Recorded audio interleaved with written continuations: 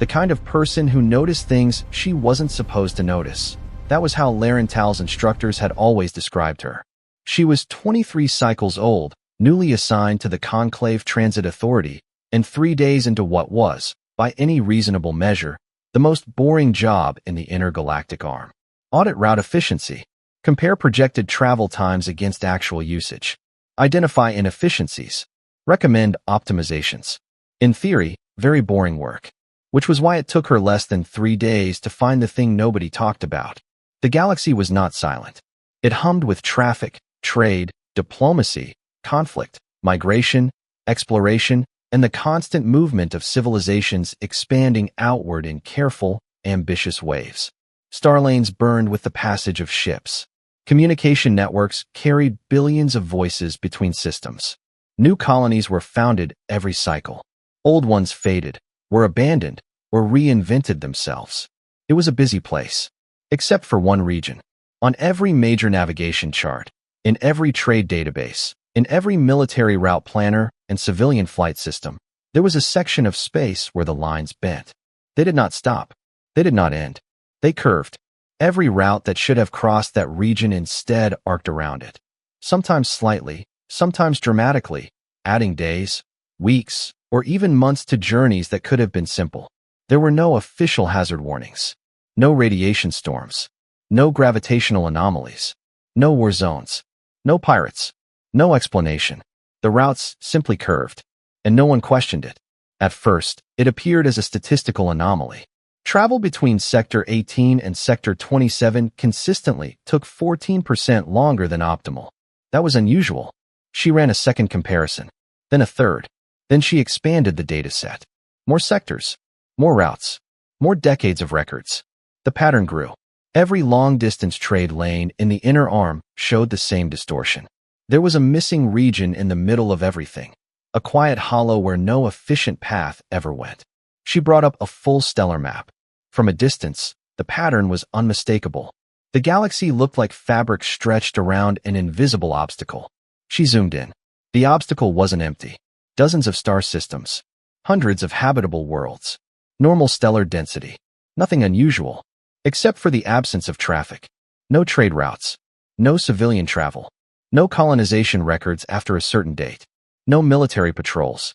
No research missions. Nothing. She checked the classification overlay. There was a label. Small. Gray. Almost hidden. Human space. Laren sat with that for a moment. Because something that size doesn't hide by accident. She had heard of humans. Everyone had. In the vague, background way that one hears about distant, unimportant things. They were an old species. Independent. Largely isolated. Rarely seen outside their territory. There were no major treaties. No wars. No trade agreements of significance. No diplomatic conflicts. Which, in galactic politics, was strange. No one talked about them much. Which was stranger. She opened the historical records. They were thin. Very thin. Early expansion contact entries. A few trade exchanges centuries ago. Then almost nothing. No conflicts. No disasters. No extinction events. Just silence. Laren felt the familiar tightening behind her eyes. The feeling she always got when something didn't fit. She ran a direct route simulation. Current position, Conclave Central. Destination, Varus Trade Hub. Optimal path, straight line. Actual path, wide arc. The arc added 9 days. The straight line clipped the outer boundary of human space. She stared at the simulation. There was no hazard warning. No restricted zone flag. The system simply calculated the arc automatically. She manually forced the direct path. A warning appeared. Route not recommended. That was all. No explanation. No classification. No reason. Just, not recommended. Laren tilted her head. Then she did what new analysts were specifically trained not to do. She asked. Her supervisor, Senior Coordinator Dareth, was a patient administrator with 30 cycles of experience and a strong preference for problems that could be solved with paperwork. She showed him the route distortion, the efficiency loss, the simulation, the warning. He listened. He looked at the map. He was quiet for several seconds. Then he minimized the display. Use the approved routes, he said. I understand, Laren replied carefully. But why do the approved routes avoid this region? There's no hazard classification. Dareth did not answer immediately. Instead, He leaned back slightly in his chair and studied her. His expression wasn't annoyed. It wasn't irritated. It was something older. The look of someone who had heard this question before. Some routes exist for historical reasons, he said finally. What historical reason? A longer pause. Then, you do not route traffic through human space. The way he said it made the words feel less like an instruction and more like a rule. Laren left the office with the map still open on her tablet. The phrase stayed with her. You do not route traffic through human space. Not restricted. Not dangerous. Not classified. Just, you do not. As if the universe had agreed on something no one had written down. She started asking quietly. Other analysts. Dispatch coordinators. Veteran pilots. Most of them gave the same answer. We go around. When she asked why, the responses changed. Some shrugged. Some looked uncomfortable. One older pilot stared at the map for a long time before closing her tablet and saying, I flew near the boundary once. 30 cycles ago. What happened? Nothing. The pilot hesitated, then added, That's what bothered me. That night, Laren accessed archived traffic records. She went back centuries. The pattern was consistent. Routes had curved around the region for over 300 years. Before that, they had crossed freely. The change happened gradually, then completely. No official directive. No recorded incident. Just a quiet shift. A slow, collective decision. She leaned closer to the screen. Across the entire inner arm of the galaxy, every civilization, every government, every trade authority, every military, everyone had agreed. Without saying it aloud. Not to go there. An entire galaxy. Hundreds of civilizations. Thousands of years of independent decision-making. And somehow, they had all agreed. Without a meeting. Without a treaty. Without ever saying the words out loud. The next morning, something else appeared in the system. It was a minor alert. Routine. Easy to miss. A civilian cargo vessel, independent registry, had filed an emergency route correction. Drive instability. Fuel reserves low. Closest safe path required boundary crossing. The system had calculated the optimal solution. A straight line. Through the outer edge of human space. The request had been approved automatically. There were no restrictions. No official prohibition. The ship transmitted its new course. And then the network traffic around the alert began to change. Dispatch nodes flagged it. Then regional monitoring systems. Then long-range observation. Within an hour, the vessel's trajectory was being watched by 7 different authorities. No one intervened. No one redirected it. No one issued a warning. They simply watched. The cargo ship reached the boundary. Its beacon crossed the line. And across the transit network, something strange happened. Conversation stopped. Somewhere behind her, someone refreshed a sensor feed for the 4th time in a minute. Emergency channels went quiet. Even the senior coordination floor fell silent. Laren stood in the observation room, staring at the moving signal. No alarms. No panic. No orders. Just silence. The kind of silence that spreads when everyone is waiting for something they already expect. The beacon moved deeper. Then deeper. Then, it vanished. No distress call. No explosion. No system failure. Just gone. The signal disappeared. Behind her, someone whispered. They shouldn't have gone there. No one asked what had happened. No one sent a rescue ship. No one plotted a recovery route. The monitoring systems stayed active. The room stayed quiet. And for the first time since she had opened the star map, Laren felt something she had not felt before. Not curiosity. Not confusion. Something colder. Because she realized something important. The galaxy was not avoiding human space because it was dangerous. The galaxy was avoiding it because it was afraid. The cargo vessel's signal did not return. At first, that meant very little. Ships disappeared sometimes. Drive failures, power loss, navigation errors, pirate activity in the outer sectors, equipment malfunction, human error, mechanical failure, cosmic accidents. Space was large. Silence was common. But this silence was different. Because everyone knew exactly where the ship had gone. And because no one did anything about it. Laren remained in the observation room long after her shift officially ended. The vessel's last known position still glowed faintly on the long-range display, a small marker just inside the outer boundary of human space. No debris field, no distress signal, no system collapse, just absence. Around her, the coordination floor had not returned to normal activity. Operators spoke quietly. Movement was careful. Conversations stopped whenever the boundary display was mentioned. Every few minutes, someone refreshed the long-range sensor feed. The result was always the same. Nothing. 2 hours after the disappearance, a meeting was called. Not an emergency session. Not a crisis response. A coordination review. Laren did not have clearance to attend, but she had worked long enough in the transit authority to understand how institutions behaved during real emergencies. This was not how they behaved. There were no rescue preparations, no deployment requests, no route planning, no contingency modeling. Instead, the system issued a quiet administrative notice. Boundary monitoring increased. No further action required. Laren read the message 3 times. No further action required. A civilian vessel had vanished, and the official response was to watch. She found Senior Coordinator Dareth outside the briefing room an hour later. "Sir," she said, keeping her voice careful, "are we dispatching a recovery vessel?" Dareth stopped walking. For a moment, he did not turn around. When he finally did, his expression was the same one he had worn the day before. Not irritation, not impatience. That same old, quiet look. "How long have you been with the authority, Analyst Tao?" he asked. 3 months. He nodded once. "Then this will be new to you." He hesitated. Then he said, very calmly, "We do not send ships into human space." Laren felt the words land with more weight than the sentence contained. "What if the crew is alive?" Dareth did not answer immediately. Instead, he asked, "Do you know how many vessels have entered that region in the last 3 centuries?" She shook her head. "Very few," he said, "and none of them were recovered by outside forces. Because no one tried." Dareth's silence lasted long enough to become an answer. He simply walked away. The non-answer was worse than anything he could have said. By the end of the first day, the monitoring network had expanded.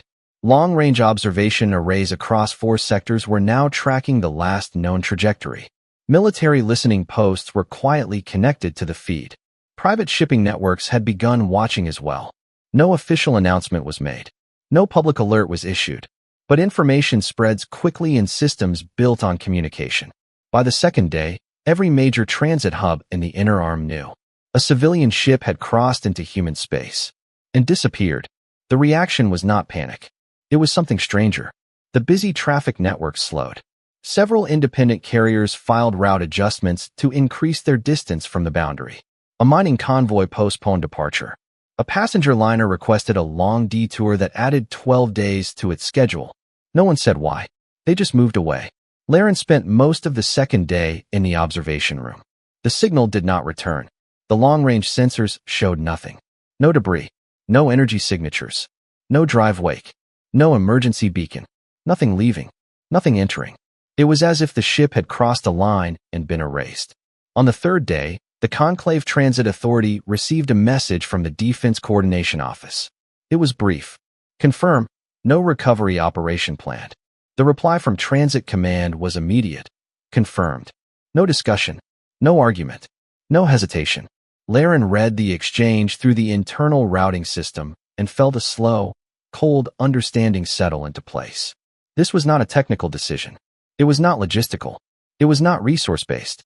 It was policy. An old one. Older than anyone currently working the floor. Later that day, she overheard 2 senior planners speaking in the corridor. "Crew of 6, one of them said quietly. 7, the other corrected. A pause. They knew the risk. Another pause. Everyone knows the risk. That evening, the long-range monitoring room filled with people who did not normally work there. Transit analysts. Military observers. 2 conclave representatives. No one gave orders. No one made announcements. They simply stood and watched the empty region where the signal had disappeared. The atmosphere reminded Laren of something she could not quite name. Not fear. Something quieter. The feeling of waiting outside a sealed room. Not expecting good news. Just waiting for confirmation of what everyone already believed. Near the end of the third day, the boundary display flickered. The change was small. Easy to miss. One of the long-range sensor operators leaned forward. "New signal," he said. The room went completely silent. A beacon had appeared. Far inside human space. Moving. Fast. Too fast. The trajectory was wrong. The position was impossible. The signal identifier resolved. It was the missing cargo ship. No one spoke. The beacon continued moving. Not back toward the entry point. Not along its original course. It was crossing the region. Deep. Straight through the middle. The speed calculations updated. Then updated again. The vessel had traveled in less than 3 days a distance that should have taken 2 weeks. No one in the room tried to explain it. They just watched. The signal reached the far boundary, crossed it, and re-entered open space. The ship was intact, power stable, drive signature normal. Then a transmission began to broadcast. Not a distress call, not a warning, a message, looping, repeating. The voice of the ship's captain filled the monitoring room, and what he said did not match anything anyone in the room had expected. The captain's voice filled the monitoring room, steady, controlled, but carrying a tone Laren had heard only a few times before. Not panic, not relief. The sound of someone whose understanding of reality had just been rearranged. This is Captain Miros of the cargo vessel Horizon Field. We experienced drive instability and were forced to alter course. Fuel reserves were insufficient to reroute. We crossed the boundary into human space under emergency conditions. A brief pause.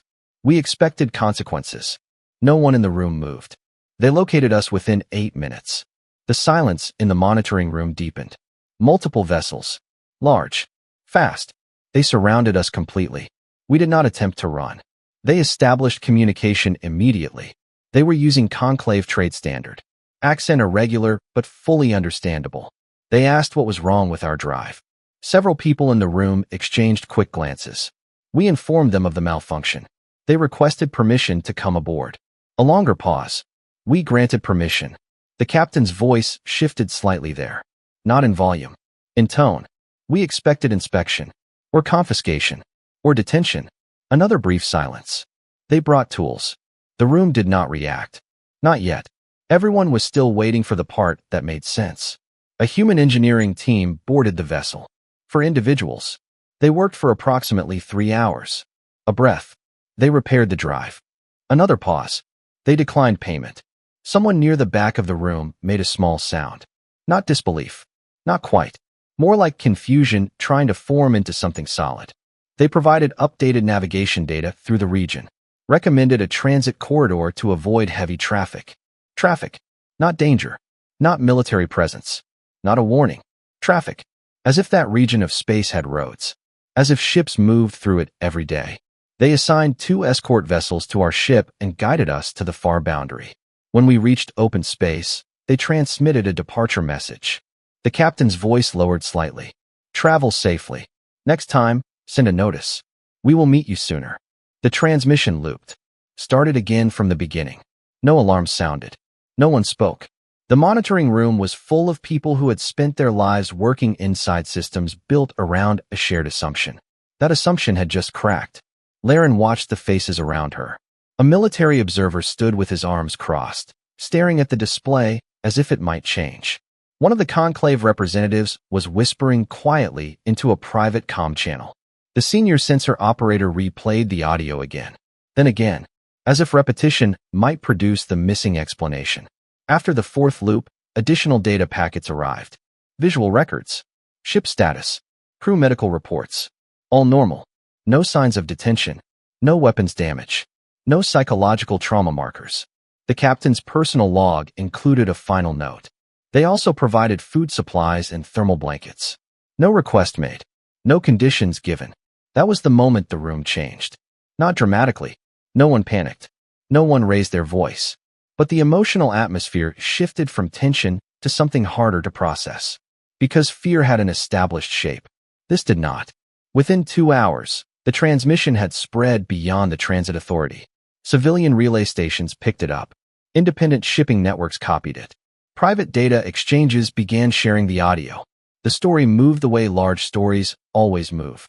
Quietly at first, then everywhere. The first reactions were disbelief. Claims of falsified data. Editing. Misinterpretation. But the evidence kept arriving. Sensor logs. Escort signatures. Human vessel profiles. Full telemetry from the transit corridor. Everything matched. The cargo ship had crossed the most avoided region in the galaxy. And nothing bad had happened. By the end of the day, a new question had replaced the old one. For 300 years, the galaxy had assumed human space was dangerous.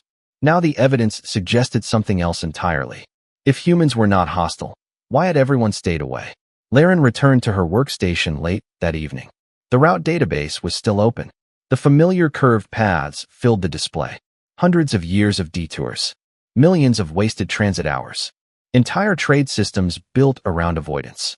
She highlighted the straight-line route through human space. Travel time reduction, 18%. Fuel savings, significant. No hazard classification. No restriction code. Just, not recommended. She opened historical routing records. Then expansion-era trade archives. Then early contact logs. The data was thin. Strangely thin. Entire decades with almost no mention of human interaction. Records that ended abruptly. References to meetings with no attached minutes.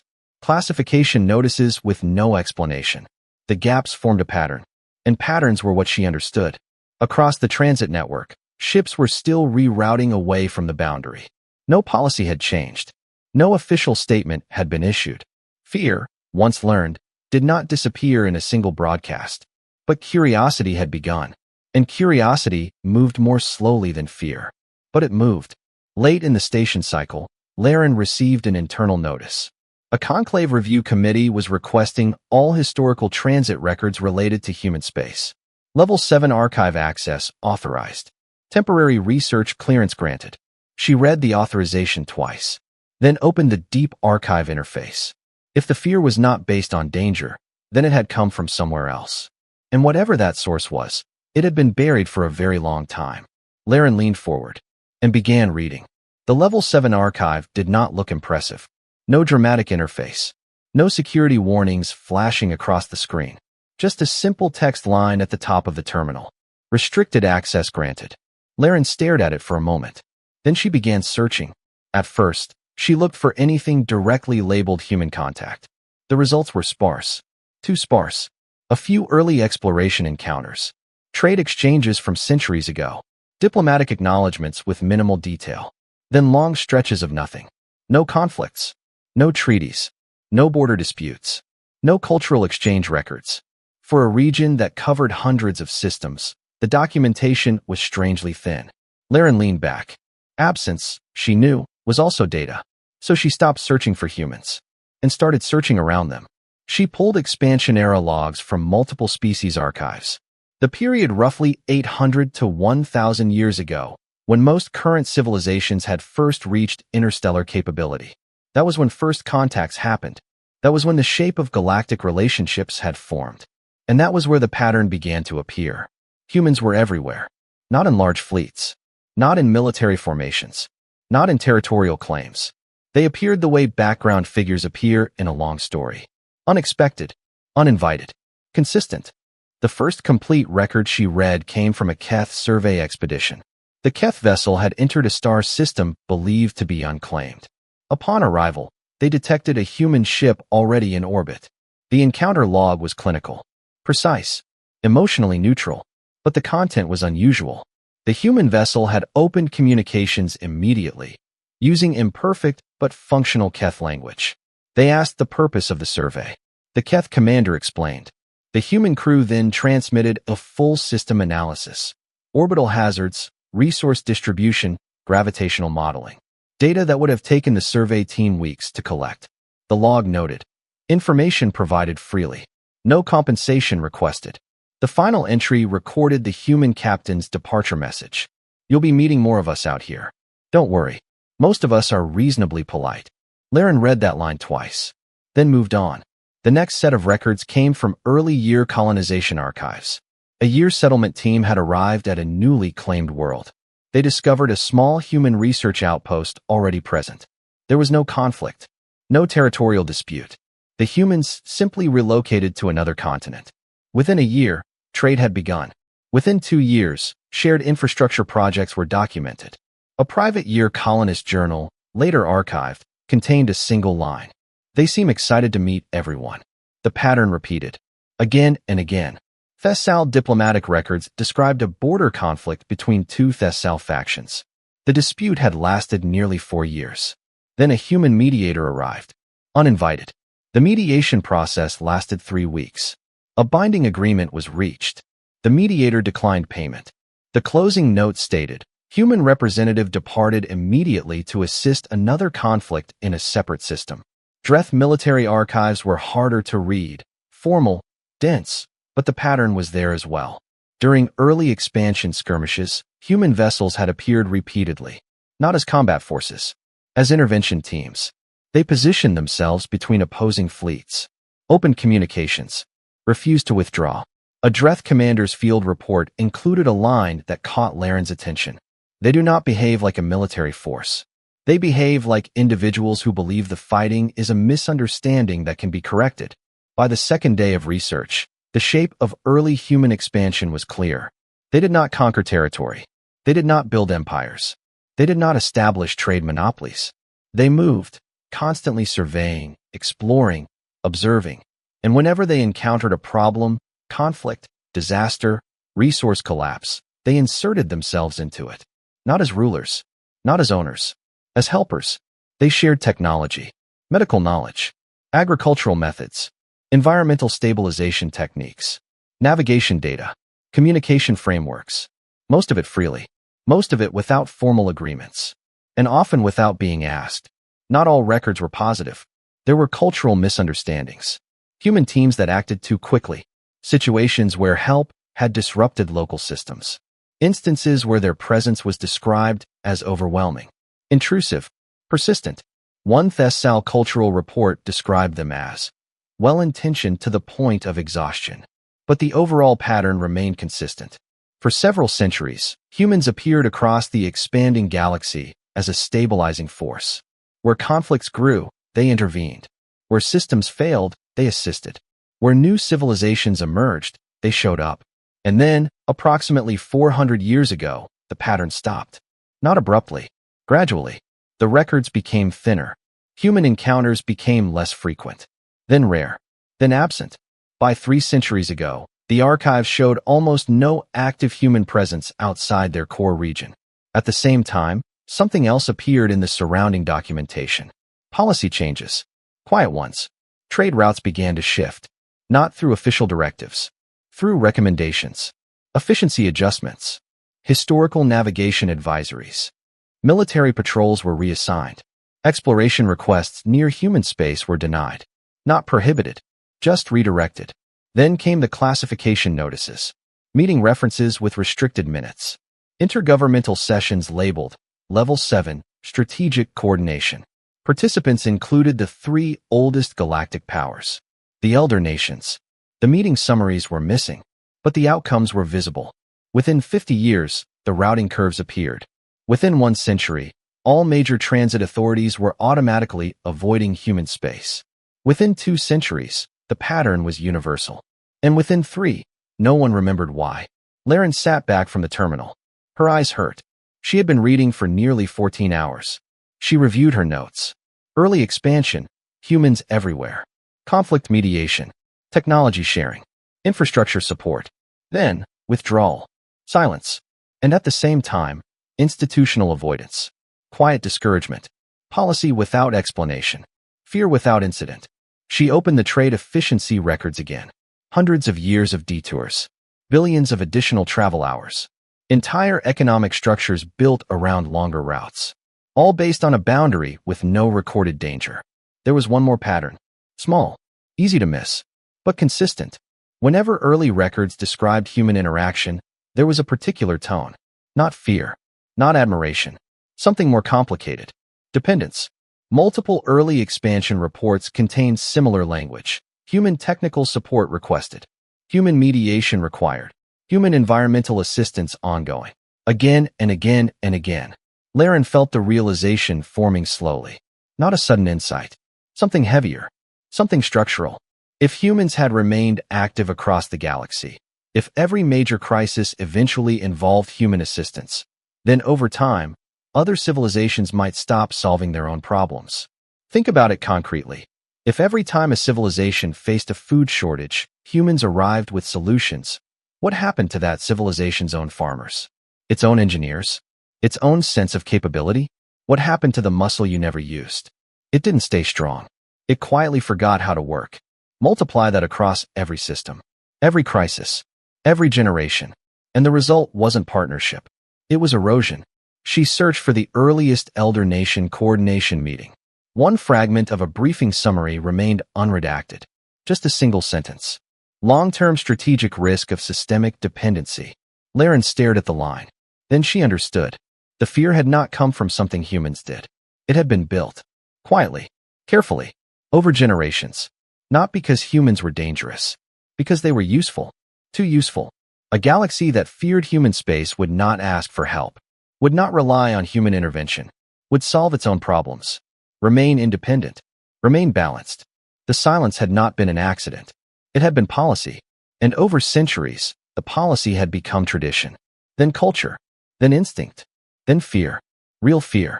Because inherited fear eventually becomes genuine. Laren closed the archive interface slowly. The room around her was quiet.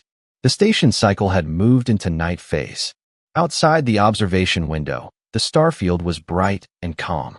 Somewhere out there was a region of space the entire galaxy had avoided for 300 years. Not because it was dangerous, because someone had decided the galaxy should learn to live without it. Her terminal chimed. A new message. Priority routing. Sender. Unknown origin. The text was short. We have been observing your research, Analyst Laren Tal. She stared at the screen. The message continued. There is a station at the following coordinates. Boundary edge. A data string appeared. Outer limit of human space. If you would like to ask your questions directly, we will be there. A final line appeared. There will be coffee. Laren did not move for a long time. Then she leaned back slowly. The shape of the mystery had changed. It was no longer about fear. It was about distance and patience and someone, somewhere, waiting for the galaxy to come back. Getting to the coordinates was not simple. Analyst-level personnel did not receive travel clearance to boundary regions without justification, and responding to an unknown message from inside human space was not a justification the Conclave would approve. So Laren Tal did what she had always done when faced with an obstacle. She solved the problem sideways. The opportunity appeared 3 days later. A long-range survey vessel, CTS Meridian, was preparing for a scheduled gravitational mapping run along the inner boundary sectors. The mission required a data verification specialist. Laren volunteered before the request had finished circulating. Her supervisor hesitated, then approved it. No one questioned why a junior analyst wanted field experience near the most avoided region in the galaxy. Because officially, there was nothing unusual about that region. The Meridian's route would not pass directly through the coordinates, but it would come close. Close enough. Laren spent the first 2 days of the journey doing exactly what made people trust her. She organized survey data, corrected calibration drift, identified a sensor alignment error that would have invalidated 3 days of readings. By the 3rd day, the vessel's survey director, a careful Keth scientist named Orenval, had begun treating her less like temporary staff and more like essential support. On the 4th day, Laren showed her the message. She did not summarize. She explained the archives, the routing patterns, the missing history, the invitation. Oren listened without interrupting. When Laren finished, the scientist remained silent for nearly a full minute. Then she asked a single question. Do you believe it is real? Yes, Laren said. Another long pause. Then Orenval adjusted the Meridian's course. The station appeared on sensors 2 hours later. It was not what Laren had expected. She had imagined something large. A fortress. A military installation. Something that explained 3 centuries of quiet fear. What appeared on the display was small. Modest. Roughly the size of a regional trade outpost. It sat exactly on the boundary line. Not inside human space. Not outside it. Precisely between. As if it had been placed there for visitors who were not ready to cross. 2 ships were docked. Their design did not match any known conclave architecture. Not aggressive. Not defensive. Just efficient. Clean lines. No visible weapon systems, which either meant they had none, or they did not feel the need to display them. The station hailed the Meridian before standard communication range. The voice that came through spoke conclave trade standard, the accent precise, careful, like someone who had studied the language thoroughly rather than grown up using it. Conclave, Vessel Meridian. Welcome to Boundary Station 12. You are expected. Please proceed to Dock 2. Refreshments are available. Orenval looked at Laren. Refreshments? She asked. Yes, the voice confirmed. Coffee. The docking bay interior was warm. Not artificially warm. comfortably warm. The kind of warmth that came from a place where people spent time living, not just working. The air carried a faint scent, rich and unfamiliar. Later, Laren would learn it was roasted coffee. At the time, she only noticed that it made the space feel inhabited. Two humans were waiting at the airlock. The first was a woman, tall by most species standards, dark hair threaded with gray, simple practical clothing with no visible insignia. She stood with relaxed balance, the posture of someone completely comfortable in low gravity. Her eyes focused on Laren immediately, not evaluating, not assessing, just attentive. The second human, a man with lighter skin and a short beard, was holding a tray with several cups. Steam rose from them. Analyst Laren Tao, the woman said. It was not a question. I am Commander Yara Solis. This is Dr. Patel. He insisted on the coffee. Dr. Patel nodded politely and offered the tray. Laren accepted a cup automatically. The warmth surprised her. The smell was stronger up close. Comforting, somehow, despite being unfamiliar. We were not expecting the survey vessel, Commander Solis said, glancing briefly at Orenval. But it is good that you brought a witness. A witness to what? Laren asked. The commander paused. Her expression shifted slightly. Not quite a smile. Something close to it. To the end of a very long misunderstanding. The meeting room had clearly been prepared for non-human visitors. Adjustable seating. Environmental controls tuned for mixed atmospheres. A display wall currently blank.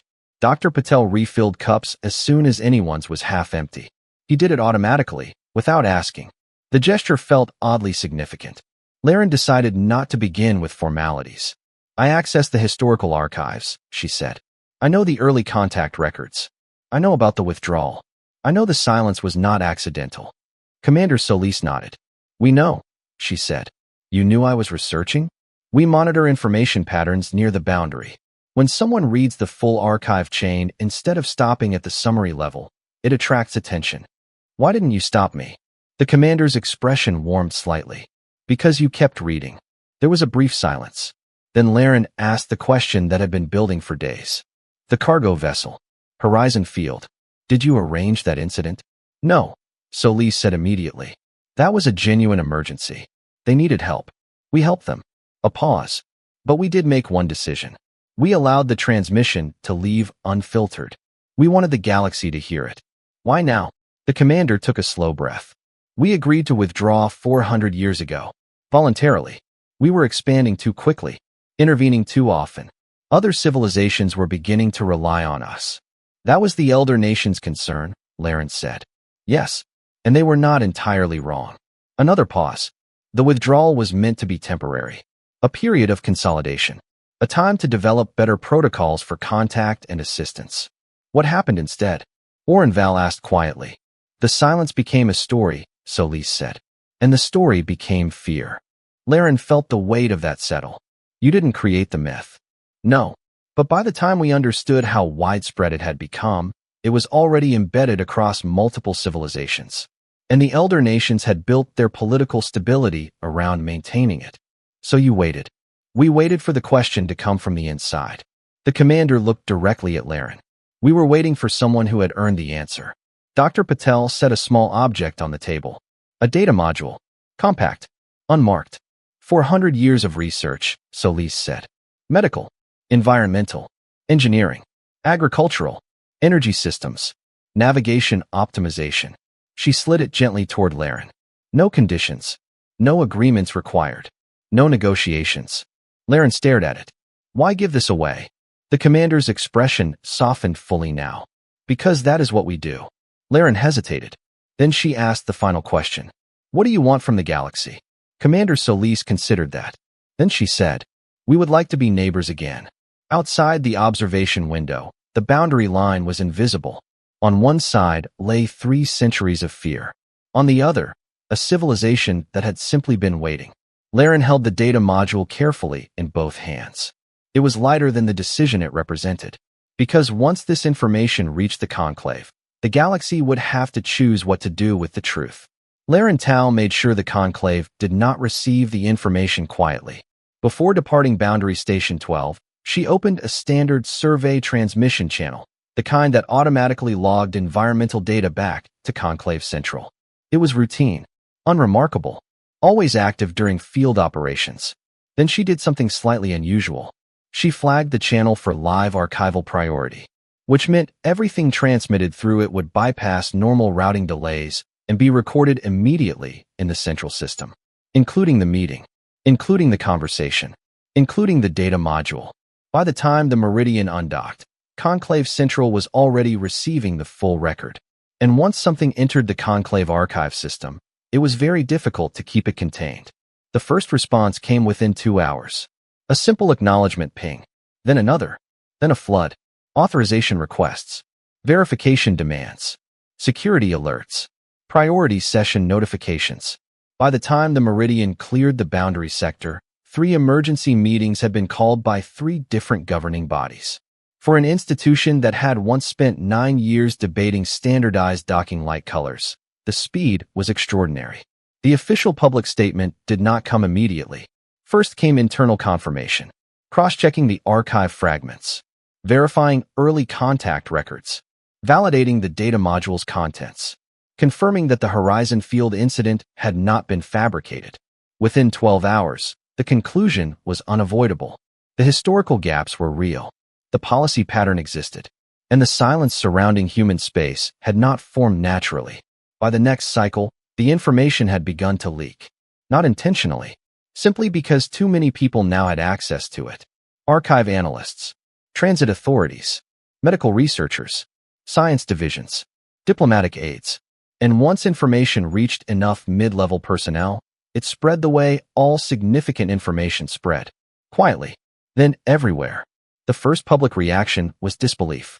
Independent commentators called the records incomplete, misinterpreted, taken out of context. Several governments issued statements requesting further verification. But disbelief is difficult to maintain when primary documents begin circulating. Early contact logs, unredacted meeting fragments, expansion-era policy changes. The data module alone, containing centuries of advanced medical research, was impossible to dismiss. Within a day, disbelief began to collapse. The second reaction was louder and far less controlled.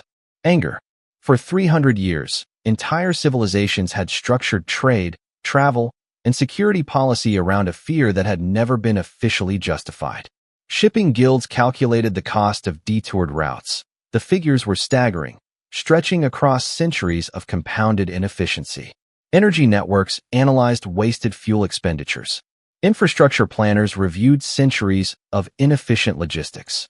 Colonies that had been founded in the wrong locations because the straight-line paths were blocked.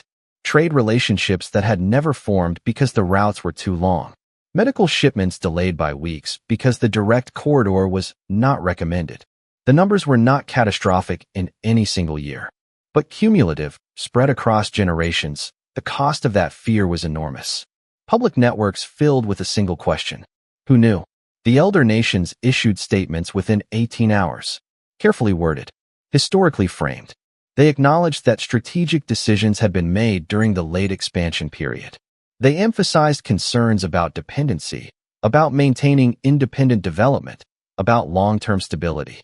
They did not use the word deception. The public did. Protests were rare. The conclave was not a system that encouraged mass demonstrations. But the political pressure was immediate. Delegations from smaller member civilizations demanded full archive access. Trade coalitions requested route policy reviews. Independent oversight committees were formed within 2 cycles. For the first time in 3 centuries, the question that had never been asked was now unavoidable.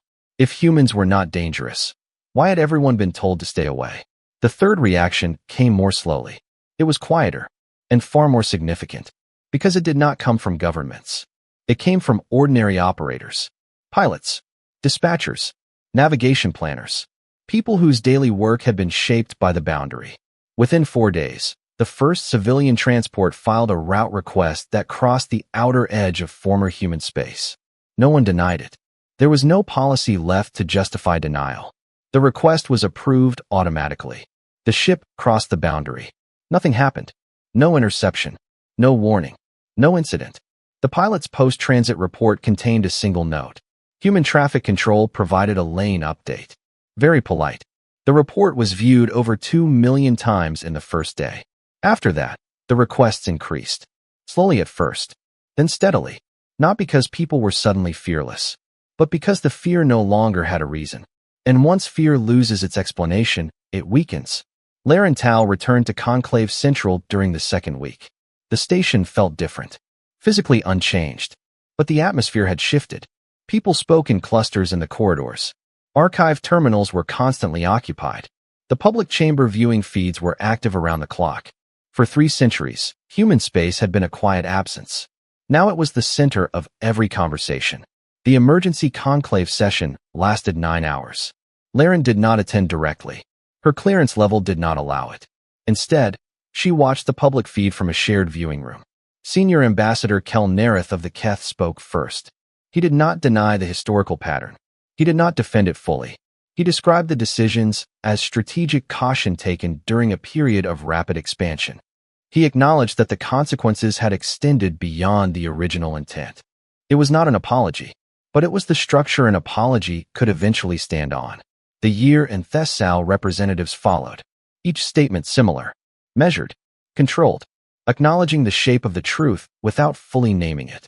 The session did not resolve the issue. It began a process. A long one. Policy review, archive restoration, historical transparency measures. The kind of slow institutional work that follows any large truth. 30 days after the Horizon Field incident, the first official human broadcast reached the Conclave network. It was short, 3 paragraphs. No dramatic imagery, no political language, just clear communication. Humanity confirmed they were reopening external contact. They acknowledged the historical withdrawal. They stated they understood that rebuilding trust would take time. They confirmed that the scientific and medical data already distributed was available freely to all Conclave members. No conditions, no agreements required. The message ended with a single line. We have always been better at being neighbors than at being legends. We would like to be neighbors again. Laren read the message twice. Then once more. Around her, the viewing room remained quiet. Not shocked, not angry, something else. The feeling that comes when a long tension finally releases. Across the galaxy, route maps began to change. Curves straightened. Transit times shortened. Energy costs dropped. Trade projections adjusted upward. Within 6 months, the former boundary region had become one of the busiest transit corridors in the inner arm. And in human space itself, the traffic control systems were, according to multiple pilot reports, extremely polite. The galaxy did not change all at once. There were no dramatic declarations, no sudden alliances, no sweeping reforms that reshaped everything overnight. Large systems rarely changed that way. They shifted slowly, then permanently. The first visible change was the maps. For 3 centuries, every major navigation chart had shown the same distortion, long arcs bending around a quiet region of space. Within months of the Conclave review, the arcs began to straighten. Transit authorities updated efficiency models. Fuel projections dropped. Shipping schedules tightened. Travel times across the inner arm fell by an average of 12%. It was a small number, until you multiplied it by every ship. Every day? For years. The first commercial convoy to plot a full transit through former human space reported nothing unusual. The second reported improved traffic coordination. The third noted something unexpected. Human traffic control had rerouted their convoy to avoid a developing debris field before the Conclave monitoring systems had detected it. The report concluded, they appear to have very good sensors. Human vessels began appearing beyond their boundary. Not fleets, individual ships, survey craft, medical transports, research platforms, independent traders. They did not arrive in formation. They arrived the way early archive records had described. Curious, polite, frequently helpful. The first joint medical exchange program reduced treatment mortality for 3 rare atmospheric diseases by nearly 30%. Human agricultural stabilization systems were installed on drought-risk colony worlds. Energy grid optimization models, developed during humanity's isolation period, improved power efficiency across multiple systems. The improvements were not dramatic individually, but they accumulated, the way useful things always did. Some governments remained cautious. Some trade authorities imposed monitoring requirements. Some military commands tracked every human vessel movement. But none of them reinstated the old boundary. because the old boundary had never been based on evidence. And once that was understood, it could not be rebuilt. 6 months after Boundary Station 12, the conclave established a permanent liaison office. The official designation was Human Conclave Cooperative Interface. The unofficial name, used by nearly everyone within a week, was the Neighbor Office. Laren did not expect to be involved. She was still a junior analyst, still new, still several levels below diplomatic assignment, which was why the message she received surprised her. Commander Solis requests Conclave representative presence at Boundary Station 12 expansion ceremony. Analyst level clearance acceptable. Preference: individual familiar with initial contact records. There will be coffee. Boundary Station 12 had grown. Not dramatically, just enough. Additional docking space. Expanded environmental controls. A shared operations center where human and conclave traffic systems now coordinated directly. The station still sat exactly on the boundary line. Not inside, not outside. Between. Commander Yara Solis met her at the airlock again. This time, she was smiling. Not the almost smile from their first meeting. A real one.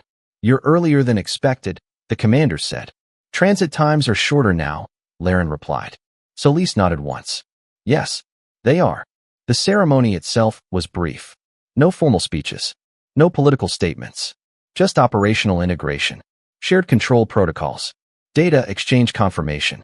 At the end, Dr. Patel distributed coffee, exactly as he had the first time. Later, Laren stood in the observation corridor. Outside the viewing window, traffic moved steadily. Ships from multiple species, multiple governments, multiple trade networks, crossing the line that had once divided the galaxy. No hesitation, no detours, just movement. Commander Solis joined her at the window.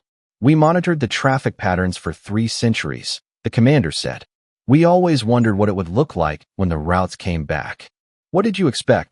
Laren asked. "Something dramatic," she admitted. "A surge, a rush." She watched a cargo convoy pass smoothly through a traffic lane. "It turns out it's quieter than that."